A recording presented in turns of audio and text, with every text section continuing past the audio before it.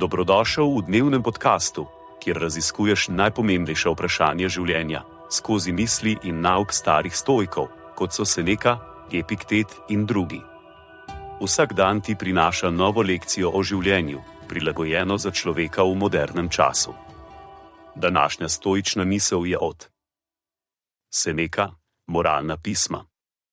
Večino grehov lahko odpravimo, če imamo pričo, ki stoji ob strani, ko se nameravamo zmotiti. Duša bi morala imeti nekoga, ki ga spoštuje in po čigar zgledu lahko svoje notranje svetišče naredi bolj nedotakljivo. Srečen je tisti, ki lahko izboljša druge, ne samo ko je prisoten, ampak celo ko je v njihovih mislih. Konec citata. Sledi kratka razširitev te misli za modernega človeka. Seneca nas v tej misli opominja na moč zgleda in mentorstva. Navaja, da bi morali imeti v našem življenju nekoga, ki ga spoštujemo in ki nam služi kot moralni kompas. Razmislimo na primer o mentorju ali učitelju, ki je imel na nas velik vpliv.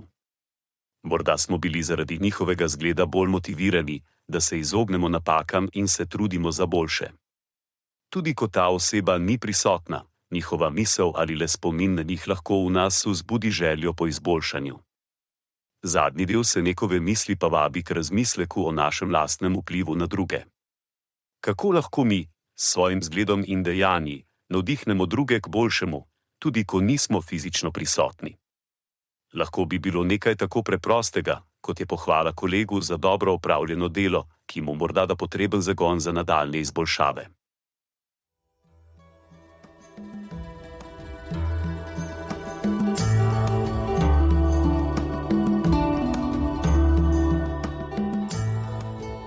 Kot pravi Seneca, nič ne osrečuje toliko kot ljubeča in zvesta prijateljstva.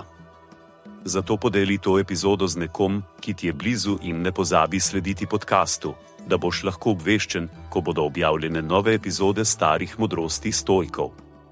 Želim ti polno preizkušenj in poguma v tem dnevu.